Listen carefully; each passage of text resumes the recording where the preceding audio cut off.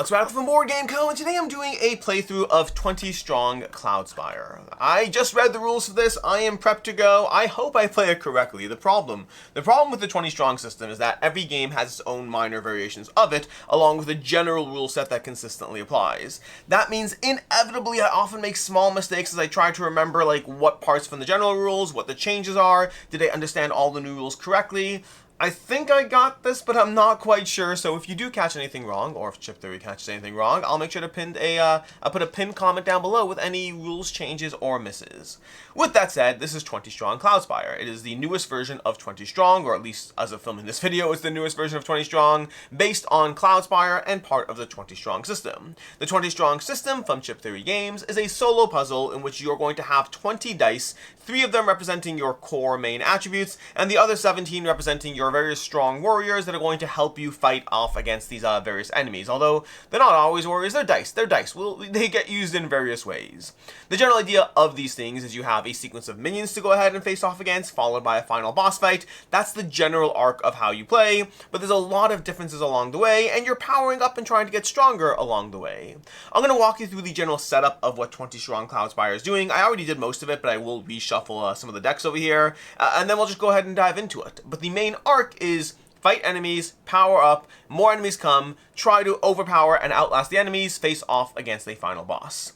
With that said, there are 9 factions in 20 Strong Cloudspire. You're going to pick one particular character as your main hero. I chose Captain Tinbeard. He starts with 3 health, 2 strategy, and 2 recover. Health is exactly what it sounds like. It's the thing that stops you from dying, which is always good. Strategy is going to decide how many dice, how many items you can have, as well as how many, wards, as well as how many rerolls you get. And then recover is going to give you the dice you pull back at the end of each round, because you're committing dice every single round, and recover has you pulling some back. Those are going to be the 3 attributes here. Captain Tinbeard's ability we'll talk about after we tell you how to play the game.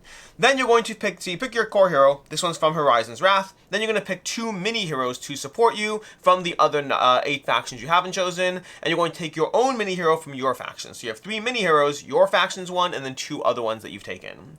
From there, that's going to take 3 factions that are your team. You're going to take the remaining, well, they're going to take 15 cards. Each faction has 5 cards that are either enemies or good things, depending on the side. You're going to take those 15 cards, that's this deck over here. You're going to remove the 2 spires that are part of your particular hero. Each of those 5 cards has various equipment and then spires that are going to help you. So I took those spires, which are going to be these shadow skiffs, and those are going to be in play, because this effectively is going to have our enemies marching slowly towards us across 3 lanes as we try to take them out before they get there. So those 15 cards, minus those 2 spires, are going to be the 13 card deck that I just shuffled. We're going to put that underneath the boss character we are facing off against. That's because when you're done selecting your side, you're going to take from the remaining 6 factions, you're going to randomly select a boss, and then randomly select 2 mini enemies that you're going to be combining with the mini enemy from that boss. Then combine that with the 15 enemies, the 15 cards from that boss, from those 3 factions, so 5 cards per faction on their enemy side, and that's going to give you an 18 card deck, which is going to be this one over here, which is the stack of enemies marching towards you. Every round you're going to have enemies pouring towards you slowly but surely. We'll cover some of the rules nuances as we do. And when you eventually deplete the stack, the main boss enemy is going to come into play and start heading towards us. We'll cover their abilities as we get closer to the game, because I think right now it'd just be an overwhelming amount of information. That's the general idea of what's happening here.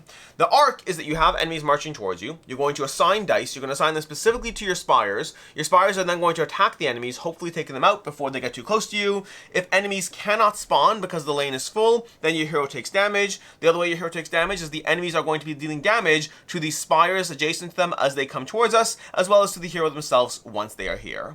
That's the general idea of how you play 20 Strong Cloudspire. It is a tower defense game, which makes sense because Cloudspire is a tower defense game.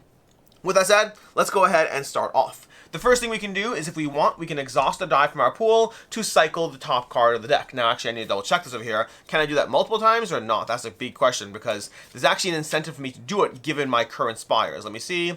Let me just go to the rules over here. Can I do it multiple times? It's my first time playing, so we have cycle enemies. You may exhaust a die from your dice pool. You may do this many times the number of dice in your dice pool. The reason that's important is because my shadow skiffs actually have an ability that I can load dice onto them in order to, after each activation, you may swap the position of the spire and act in another spire. If you do, you may load a die from the exhausted area set it to a miss onto the spire.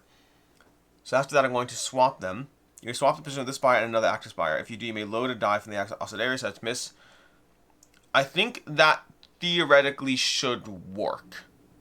So what we're going to do is we are going to cycle this enemy. Not because we're actually afraid of it, because it has 3 health right now. 3 health is not terrible, but these guys pull dice from the exhausted pool. So I'm going to exhaust a die. I'm going to exhaust this one in particular, and we're going to put it down over here. Although I actually have to look. Do dice clear? I'm going to have to look things up. Give me 1 second. Do dice clear from active thing? Resolve face, suffer damage, misloaded. 1 point damage exactly. Okay, no. After exhaust dice. Do not exhaust dice. You may choose whether to exhaust dice, load into your spires. Okay, great. So you can choose whether to exhaust dice, load into spires. So we're going to take this die, we're going to exhaust it to cycle this enemy to the bottom of the queue. So we're going to put it onto the bottom of the queue. We have Warbar at the bottom. Now we have Grafted Darb. This is one of the mini bosses. We don't want that, so we're going to exhaust another die over there. We're going to have this over here, and now we have the Grafted Drywin, who's another one of the mini bosses. Do we want to exhaust 3? I think this is the mini boss. I'm not sure. What's the color? Yeah, I think the color palette, if you see over here, yeah, that bronze is going to be a regular enemy. That little thingy, I think we might be a little too early. In the suffer damage, that enemies considered to be adjacent to your hero. Draw 4 cards from the market deck, keeping 2. Can I deal 4 damage to the enemy this turn? I think it is unlikely, and they do 3 attacks. So we're going to cycle 1 more die. We're going to cycle, let's cycle a green this time. We're going to cycle a green die. This is exhausting 3 dice off the bat, and now we have Grizzled Oak. This is terrible. This is absolutely terrible. We're going to lose a health once the enemy is defeated, banish a die applied to it. This is absolutely terrible. How am I supposed to be taking these guys out? Because I have 4 attacks. I could hypothetically try to go full out on this Grizzled Oak. I made horrible decisions over here. I don't want to exhaust a 4th die. This guy does 3 damage. 3 damage means I'm almost certainly dead. But the flip side is, this is, I forgot a step. I'm supposed to draw the top 2 cards of this deck over here. So we're going to take these 2 over here. We have Toxic Fumes and we have the Gunboat. Both of them are Spires. Oh, that's excellent.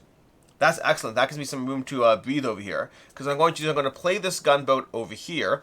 And we're going to take that. Can I? Oh my gosh, this is the tricky part. Do Spires count as equipment? I don't believe they do. Because you're limited to equipment equal to your what's it called? Your thing there. What is that guy? Swashbuckler at any time we switch to market deck. Okay. So we're going to cycle enemy phase, advance enemies. We're going to play Spires, because we can place Spires down into the board. First up, you may activate 1 of our Spires from your inventory, place them into any open spaces. Each space can only accommodate a single card. So we're going to place a Spire down into these spots over here. After each activation, automatically apply a die of your choosing from the exhausted area set to a hit to an enemy adjacent to the Spire. So I can guarantee a hit with Toxic Fumes, which is not bad because that's 1 hit from here, possibly 2 from here. I can possibly get all 5 off the bat.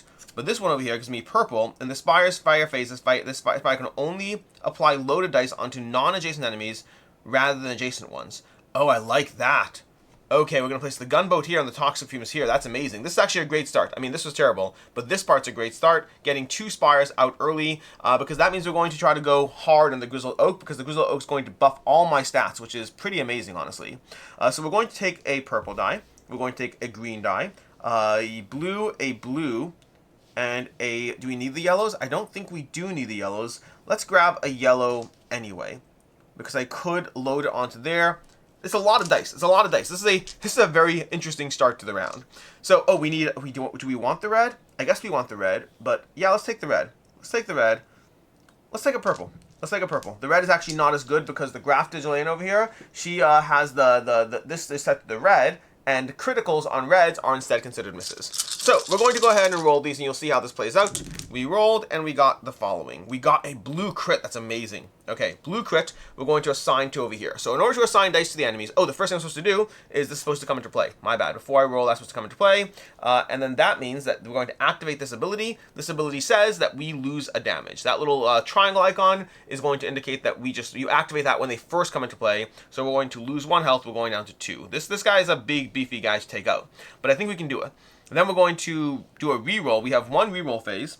I think I do want to reroll everything except for the green. So we're going to reroll all of these because we get 2 rolls because we have a strategy of 2.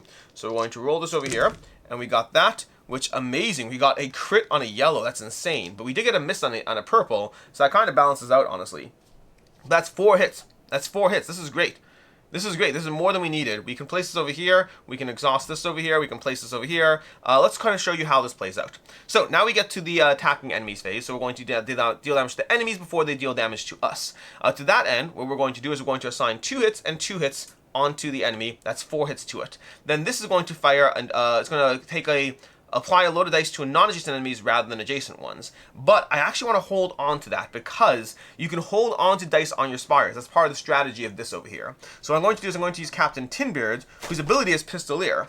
In the Spire's fire phase, Captain Tinbeard is considered adjacent to all active enemies. So I'd rather place this onto the active enemy because the purple is a more reliable die. So we're going to put that there. That's going to be 5 hits on the various enemies. Give me a second to say hi to Cloudspire. Hey buddy, how's it going? You want to be held? I can hold you. I'm happy to hold you. I can play with one-handed. So we now have 5 hits on the Grizzled Oak. That's enough to kill it. We're going to hold onto the Shadow Skiff, and we also have an ability over here. After each activation, you may swap the positions of the Spire and another active Spire. If you do, you may load the dice onto them from the exhausted area, set to miss onto the Spire. So something I didn't talk about is misses on Spires act as defense, because if a Spire takes a single point of damage, it's done. It's dead. It's gone. It's over. So you do want to have defensive dice loaded onto them in order to prevent hits from being hit. But that's a choice you can make. So for example, this die over here, I'd rather have this ready to hit the enemies because I think that will be stronger and better for me. So what we are going to do right now is we resolve these dice, we place them on here. We could, after the activation, we could swap the position of this Spire and another active Spire. If you do, you may load a die from the exhaust area onto it. I don't feel the need to do that right now. I'm going to choose not to do that. Over here, after each activation, oh, maybe I should do that. Maybe I should do that. So what we might do slightly differently over here. Cloudspire, you're going to have to move. This is Cloudspire. I'm sorry. This is going to be very hard for people to watch. Can we, how about I move the dice over here and you sit down over here? That's not the best area. Cal, can we sit here? Oh, there. Okay, yeah, that. I agree. That's a good spot for you to sit. So, we have this deck of cards over here. We have Cloudspire sniffing the various things. What I'm going to do is I'm going to hold on to this because I think that's an insane thing to hold on to for later. Actually, technically, if I want to be really technical, this is an insane thing to hold on to for later. But then, what I'm going to do is I'm going to indeed swap these. So after each activation, you may swap this of this Spire and another Spire. So I'm going to be able to swap this with the Shadow Skiff. Honestly, it's probably easier to just do the dice. But the reason I'm going to do that is because I can do this over here and attack the enemy. So then I'm going to commit this one to the enemy. That's 4 hits. And then I'm going to, I don't want to load a blank onto there, but I'm going to use this after each activation, automatically apply a die of choosing from the exhausted area, set to a hit to an enemy adjacent to the Spire. That's going to be the 5th hit we got. Here's our dice back. And now we have 5 hits on the enemy because we used all of these. So again, Toxic Fumes simply lets you take an exhausted die, set it to a hit. Shadow Skiff lets you swap. They're like a little weaker, but they jump around. And the Gunboat shoots non-adjacent. This is a pretty strong start. I got lucky with 2 good Spires off the bat. This guy's going to die. These dice are going to exhaust over here. The Grizzled Oak is dead. And now immediately we get to add 1 to recovery. So we get, oh wait, I need to check the orders. Do rewards first. Resolve phase. Gain item rewards, recover dice first. That's important. That's part I always miss. So we're going to recover dice first. We're going to recover 2 purples to our active pool. That's our recover attribute. Then we're going to gain rewards. We're going to bump this to a 3. We're going to bump this to a 3 as well, which is great because we can hold on to 3 items now. And then we're going to have this bumped up by 2 to 4. So this is a pretty beefy enemy, but we had a good setup and a good loadout, so they're dead. This is going to go to our discard pile. We have a common discard pile up here, which we might reference as things happen, and that was round 1. Then we're going to go into round 2. In round 2, and then draw 2 cards to the market stack, keeping 1. And when we don't keep 1, it goes to the bottom. So we have Mistbane. This is going to be one of our heroes. It's actually our main hero. At any time, search the market stack for any number of Spires and or equipment to add to your inventory, up to your hold stat. Then place Mistbane on the deployment stack. The next enemy we would activate from the deployment stack. Instead, banish Mistbane. I think I'm going to hold on to Mistbane for later. I think that might be helpful for me. So we're going to have climbing gear. In each recover dice step, you may swap any number of dice from your dice pool with the same number of dice in the exhausted area.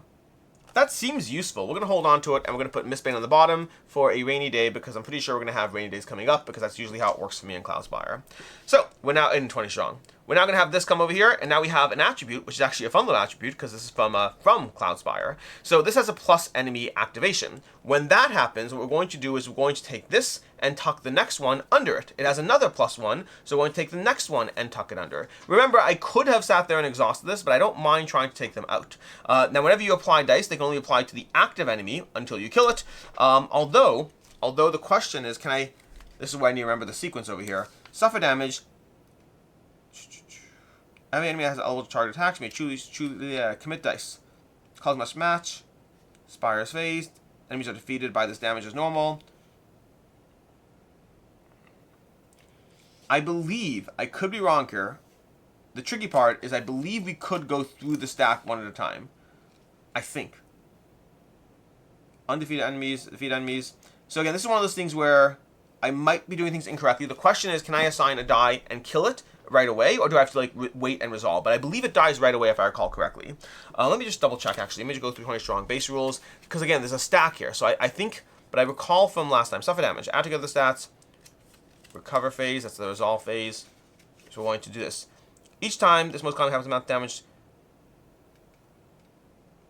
When a card is defeated, rotate sideways. When a card is defeated, rotate it sideways. I think that means we're going to go ahead and remove it, because all effects C. So I could be doing this wrong, but I think I'm doing it correctly. So only crits can be applied to this enemy. Oh my gosh, I'm glad I kept this crit. I'm glad I kept that crit. That was a 4 over here. That is good to know. This one +2 or recover 3 dice. Alright, so let's see what we're going to do right now. In each recover dice step, you may swap the number of dice from your dice pool. I don't feel the need to do that. I think what I'm going to do is I'm going to resolve one of these and one of these. It only does 1 damage, so that's not that scary. This one over here can apply a basic hit, which is not going to help me right now. So we're going to go ahead and roll 2 dice. Is that all I need right now? I think that might be all I need. Because we have a pool of dice, of enemies. I'm going to apply a blue. Let's apply one more blue. Okay, so we got this pool over here. We're going to, actually, let's apply another purple, because I think it's a higher chance of crits, and that will be very helpful. So we're going to go ahead and roll. We have roll phase 1. We got a crit on a blue. That's beautiful. We're going to do roll phase 2. And we got nothing over there. We're going to do roll phase 3. And we got a crit on a purple. This is amazing. And we're going to put this on here because he can use any die. And again, he can attack anywhere, which is an amazing little ability. Then we're going to resolve. So we're going to assign this blue over here. Actually, that's interesting. I generally, if you get a crit on a lower value die, it's more helpful to hold it, because getting a crit again is harder. Dice basically have an order of how likely they are to have hits. I mean, crits are the chance of a crit on a die is the same, but the chance of a hit in general is different. So you're gonna have red is always a hit, but then one time it's a crit, which is actually bad for us in this scenario. Purple is the next best one, then blue, then green, then yellow. Yellow only has 2 hits on the die, and is that 2 hits plus a crit? No, it's 2 hits, one of which is a crit. Anyways. So we're going to assign this purple die over here to the Harrier and take that guy out. We're going to immediately add 2 to our health or recover 3 dice. We'll do the add 2 to our health. That's going to kill the Harrier. Harrier goes in the discard pile, which is going to move down because Cal decided to sit on it. Then we are going to have the next Harrier over here. We are going to assign, that was this one. That was what was this? What was this die over here? Oh, that was the one we assigned to him? Yeah, that was the one we assigned to him. Then we're going to assign the Shadow Skiff over here. Is going to assign another one over here, which is going to allow us to recover 3 dice and kill the next Harrier. We're going to go ahead and recover what's it called? Purple, blue, and blue will recover those. And this one over here, in the suffer damage step, this enemy is considered to be adjacent to your hero, which we already know. When this enemy is defeated, -1 health. At the end of any resolve phase in which you lost a health, +1 health. At the end of any resolve phase in which you lost health, +1 health. Don't know if I fully follow that. Oh, is that the ability? Oh, it's an ability. Oh. So I get to keep the Uprising as gear? Fascinating. Fascinating. Okay, so what we're going to do over here is we need to kill him. We do have 3 if we want, because again, we could swap these 2 over here easily enough, but we don't need to do that because this one can fire its green, this one can fire its purple, and the toxic fumes can grab a die and set it to a hit and then kill it. There we go. That's 3 hits. It's dead. So when the enemy is defeated, when this enemy is defeated, -1 health, so I'm going to lose a health. And I'm going to get this at the end of any resolve phase in which you lost a thing, but that's going to be doing the resolve phase. Suffer damage, after effects. The resolve phase is suffer damage. Again, I always do this part. Add together the damage stats of all undefeated. Yeah, so resolve phase is only if they hit me. So we're going to hold on to this right now, but given our current setup, I don't think we're going to actually want to hold on to that forever. This basically lets us gain a health back if we lost a health this resolve phase. But that's the kind of our setup right now. We're doing great as far as that goes. We go to the recover phase. We're going to recover 3 dice, so we're going to take back these 3 and put them there.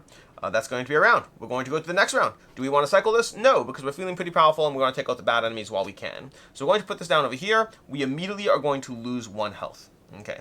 These enemies are not actually surviving, which is nice for us, but that's because we have an incredible setup. After this enemy is defeated, banish 1 die with a crit applied to an enemy. Oh, banishing dice. Okay, so we kind of want to defeat it without any crits if we could. Can we do that? We have 1, 2, 3, 4, 5, and then 6 over here. We should be able to defeat it without any crits. And we have an amazing ability over here. So again, it's a tough one, but a totally worthwhile one. So we're going to take a bunch of blues. We're going to take a blue, a yellow, another blue, because we're going to have that one over here, a purple, a green, and then do we just want a red in general, a guaranteed hit almost? Let's just do that. 6 dice. We're applying 6 dice, but again, I think it's worth it to take this guy out as soon as possible.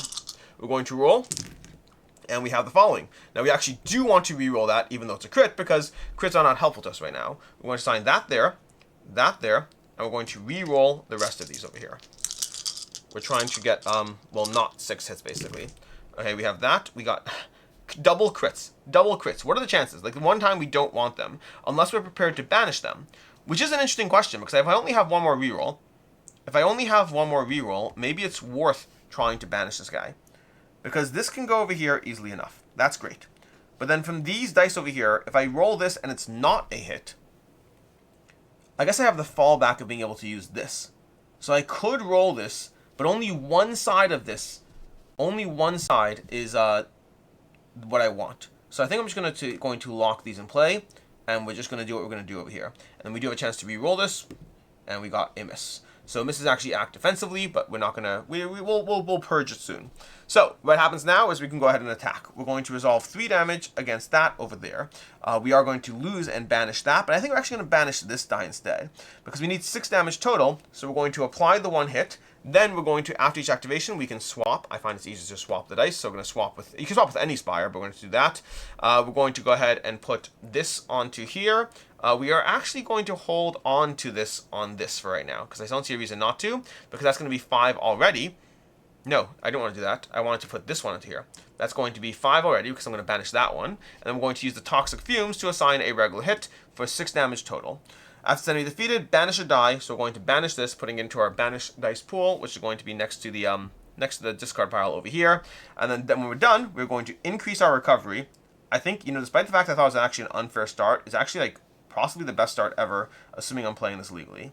We're going to add +1 to our strat, and then +2 to this, and then draw 2 cards to the market deck, keeping 1.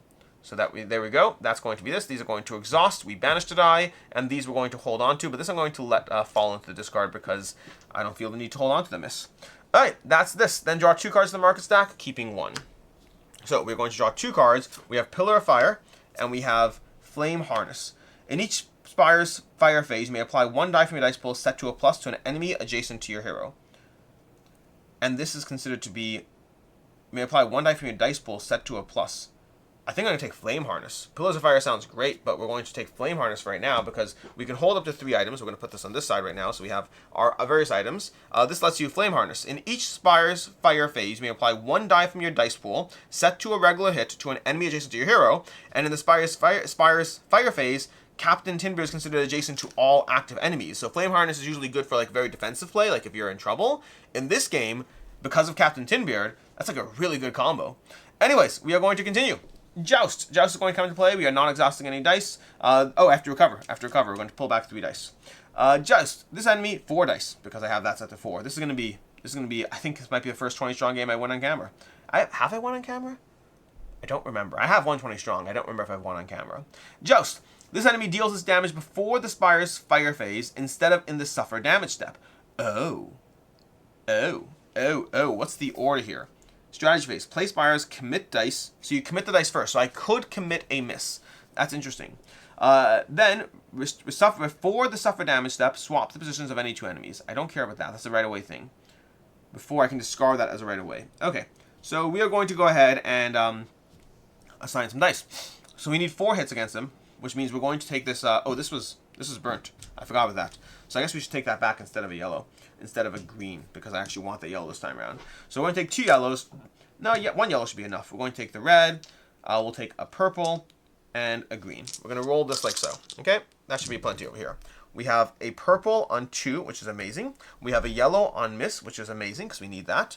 And then we are going to assign this to over here, I guess. I guess we could re-roll. Why not re-roll? We have the re-roll phases. And we'll put this over here because we don't want to crit on that.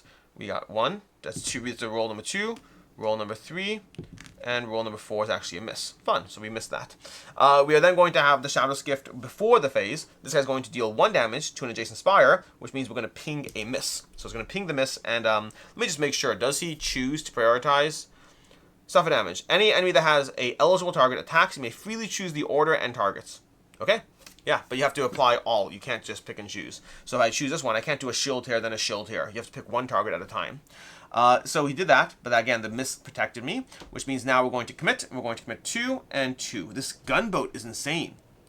The gunboat combined with... Listen, this is my first play.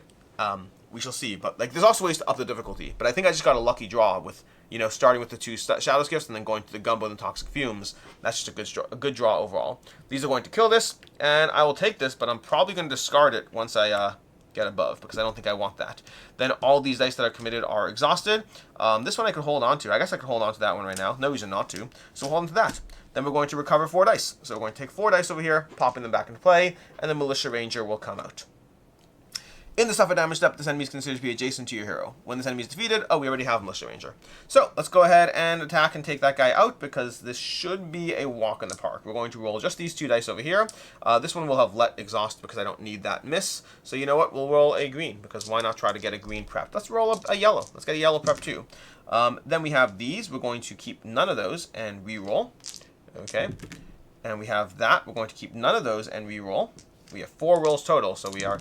The next roll is the tricky one. I guess we'll hold on to that. And we're going to re-roll these 2. And we got that and that. Okay. So, we are going to assign our hits. We will assign 1 hit to him. We also have, in the Spires fire phase, I could assign a die from here, but I don't feel the need to. We'll assign this hit over here, and then we'll assign this hit over here. Those will all hit. Again, I guess I should hold on to that and assign 1 from my discard pile with the toxic fumes. From the exhausted area. That seems like so powerful. I love it. I love it. So we're going to do that, and that's going to kill him. And then we're straight up going to, at the end of any resolve phase in which you lose health, +1. So if I have 2 of these, I actually can gain 2 health even if I lose 1. But I think I'm just going to discard this because I have my 4 gear already. And so we're going to lose this, and then all the dice I assigned are going to exhaust. Did I do that correctly? I think I did. Yeah, I did these over here, so these are all gone. We will let this fall into the discard, and then we will cover 4 dice. So we're going to pull back 4 dice.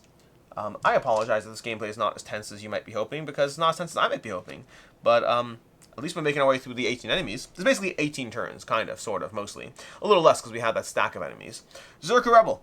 So, when it comes into play, when this guy comes into play, we actually were supposed to lose a health, and it did not happen during the resolve phase, so we don't get it back.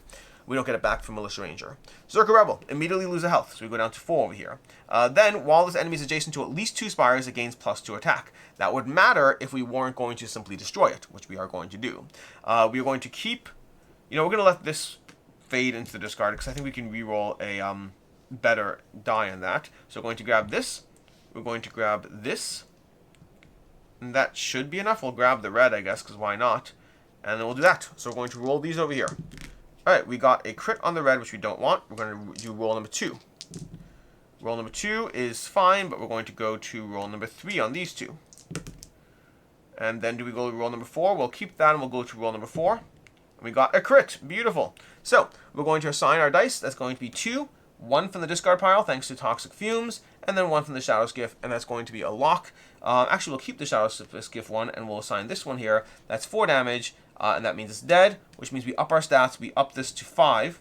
So our recovery is now 5. This is a little insane, sorry. We're going to bump this to 5. And then we're going to bump this to 6. And the big question is whether I'm playing this correctly or whether I just got a lucky draw. I don't know the answer to that. Then we recover 5 dice because, technically we recover 4 because rewards happen after, so we'll leave a die in the discard pile, and we'll recover 4, and then we draw 2 cards to the market stack, keeping 1. So we're going to draw 2 cards to the market stack, and we have a high Spire, taking 2 dice. In the Suffer damage step, this Spire is considered to be adjacent to all active enemies. In the Exhaust dice step, all dice loaded onto this Spire are exhausted. So you can't, it has 2 dice of any color, but they aren't saved, and this suffers damage from anywhere. Pillar of Fire. At the start of each round, other Spires adjacent to the Spire gain a blueprint for the round. At the end of the round, all dice loaded onto these blueprints are exhausted. At the start of each round, other Spires adjacent to the Spire gain a blueprint for the round. At the end of the round, all dice loaded onto these blueprints are exhausted. So it gives temporary purple blueprints, which could be very powerful. In the Spires phase, this can be non-adjacent enemies. Honestly, putting this next to a gunboat is pretty strong. Putting this next to a gunboat is pretty strong. So can I rearrange Spires at will? I don't think I can.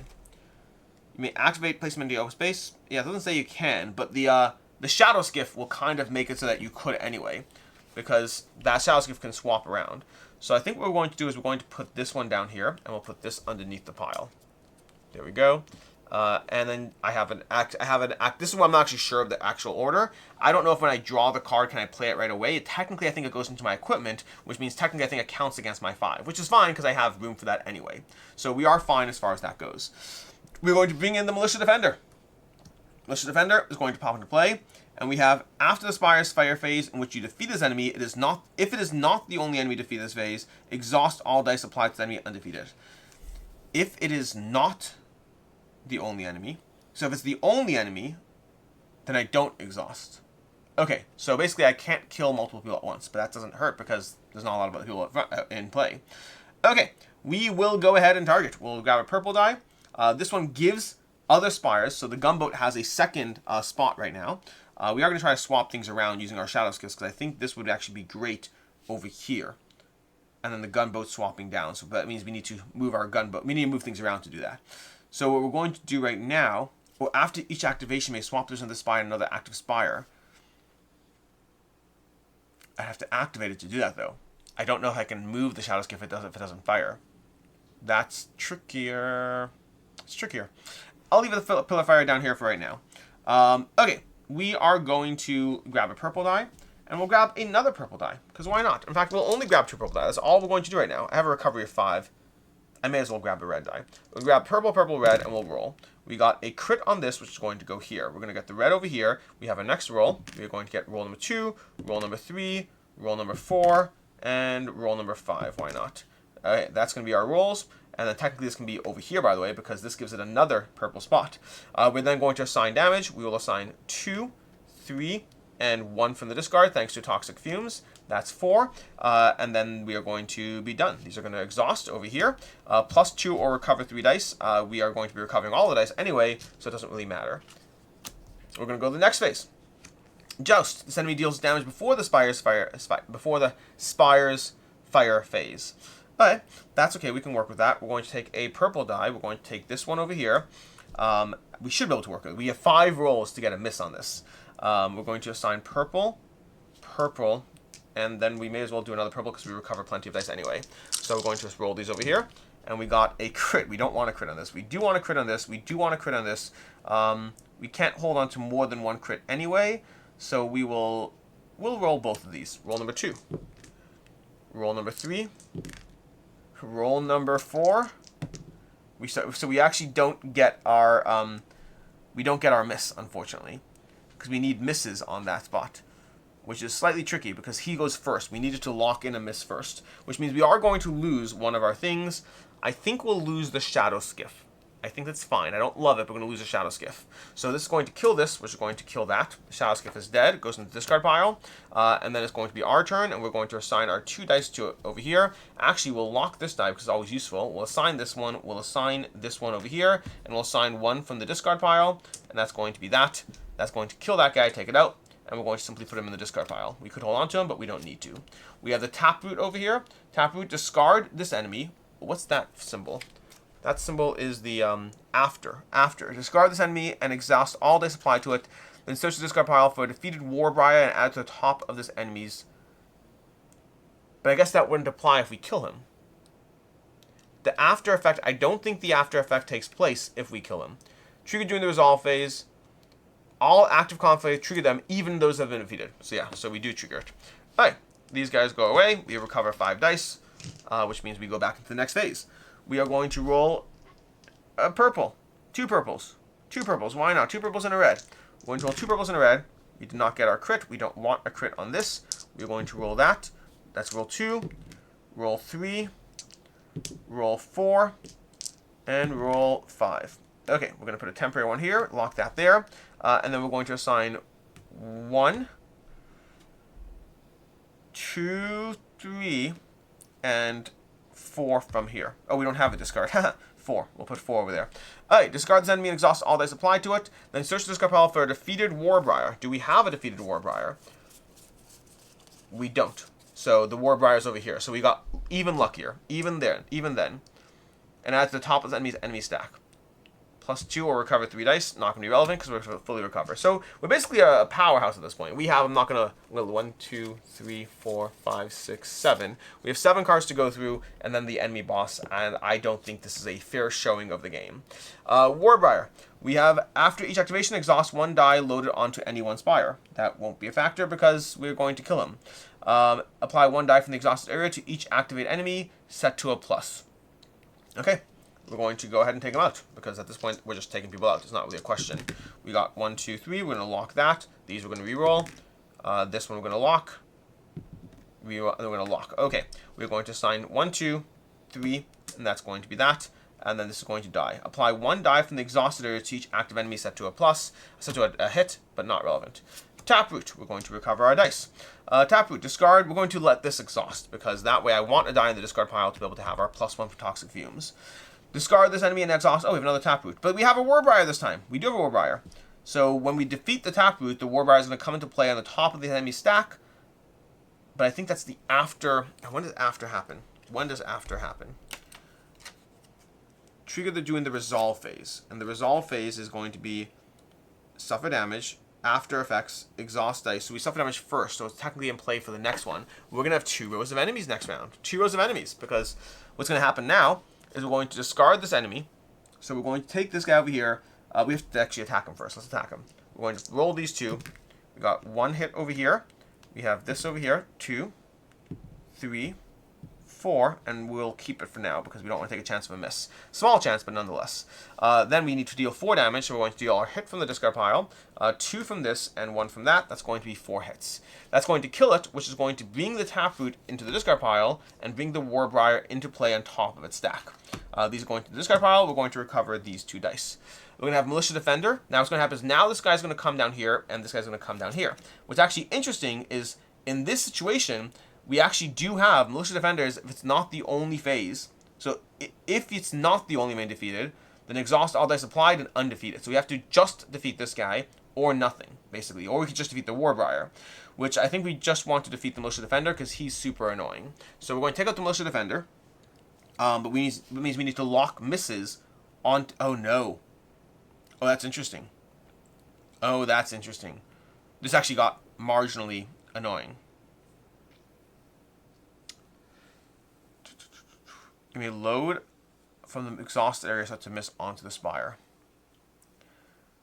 That is interesting. So I think what we're going to do is we're going to roll, hoping for misses. So we're going to roll a little aggressively, hoping for some misses over here. And we need to deal 4 damage to this, which we can deal 1, 2, 3. 1, 2, 3. How do we deal the 4th damage to this? Oh, Flame Harness. We apply a die from the dice pool. Okay, so we're going to roll all of our purples because we're trying to stay alive here. And this is how we're trying to do this. No, we don't. We do want to kill this. That's right. We do want to kill this. All right, so we're going to roll this. We did not get any misses. I was looking for a miss. That's roll number 1. Okay. Roll number 2 is going to be... I really want the miss. We got the miss over there. Do I keep the crit? No, I don't keep the crit. Roll number 3. We got a miss. Beautiful. Roll number 4. And we'll keep those because I think that's... No. We want to have like that. There we go. Roll number 4. There we go. Alright, so now what we're going to do is we're going to assign a miss to Militia Defender. We're going to assign our hit to this one over here. We're going to assign we can't have both of these. I don't know why there's two of those. That's not legal. This is in the discard pile. We're going to assign our hit from Flame Harness. We're going to toss a hit onto it, and then we're going to assign this hit over here. That's 4 hits onto Militia Defender. At this point, because it's the only dice and then they're going to kill him, so he's going to die. That's going to be gone. And then Warbriar is going to attack over here. We can choose which side to attack. We're going to have it attack Gunboat. It has 2 attack, and we're going to use both our misses to stay alive. So we rolled all our purples because we really wanted to make sure that happened. Now Warbriar is still in play. Then we're going to recover 5 dice. Apply 1 dice. We didn't kill that one, so we don't have to worry about that. So we're going to recover 5 dice over here. Let's grab these 5 over here, leaving a yellow and a green in the discard. And then we're going to pull down the next step over here. So this guy's going to come here. Now this guy won't advance on his own. He will try to attack me now. He can attack any targets we want, but he won't actually advance. So we still have a turn before we get that automatic ping. This one gets 2 enemies underneath it. So Grafted Uzul over here gets 2 enemies underneath it. One of them is Grafted Darb, so we pull this one over here, and now because that pile's empty, we pull the boss into play. The boss will not go under the stack, but it will be coming into play next round. At least I believe, based on my understanding of reading it. So we are going to deal with our next phase over here, and this is where we kind of want to go all out because we want to stay alive. Staying alive. So we have our Shadow Skiff, which can't attack right now. This guy needs 3. Non-boss enemies do not grant rewards when defeated. Good to know. Draw 4 cards to the marker stack, keeping 2, then plus 2 health. That's also good to know. I think we can take him out pretty easily. We're going to roll 2 of these. We're going to roll 3 of these, okay? Because I think it's going to give us plenty of hitting power, plus a green, plus a yellow, with 5 rolls. So we're going to roll this over here. Normally, by the way, dice do stay on enemies until they're exhausted, which is actually an interesting point. I should have technically committed dice to Warbriar and just not killed it yet. Dice do stay on enemies in this particular game. It is game by game.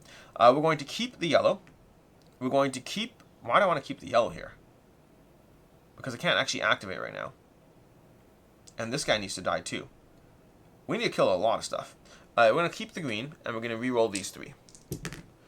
We got a crit, which will lock into our extra space. And then re-roll number 2, re-roll 3, re-roll 4. And do I just keep them both? No, because I don't have a spot for it anyway. So re-roll... Oh, I do have a spot. I'll re-roll them both. That's fine. Okay. There we go. So, now what we're going to do is we have to assign damage. This guy needs 3. So what we're going to do is we're going to assign... We're going to assign 2 to this guy first. Okay.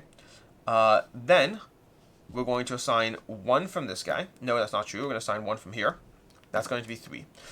Then non-boss enemies do not grant rewards. It's fine. Draw 4 cards from the marker stack, keeping them, then plus 2 health.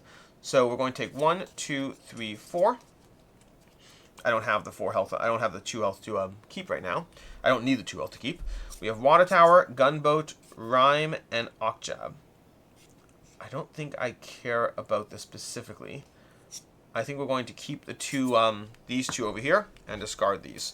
I'm also going to discard this so I can hold on to these. These are technically in my inventory. These 2 are in my inventory. I believe they count against my inventory total. Against some small things I'm not totally certain on. But that means this enemy is exhausted and dead, so he's gone. Okay. That's going to get these dice gone. Then we are going to try to take out this guy. We are going to go ahead. The Warbriar. Again, this is where I'm not actually sure. Give me a second here. Give me a second. Because I've only had a stack once. But I do think, as long as the deploy card has an...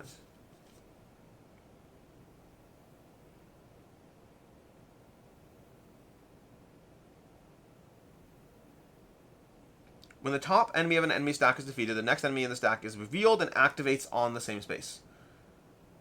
It does sound like they go away right away. The thing I'm not certain of is, do they not go away right away? That's the thing I'm not certain of. But I think this guy's here, which means he'll be dealing damage to the toxic fumes if we don't take him out.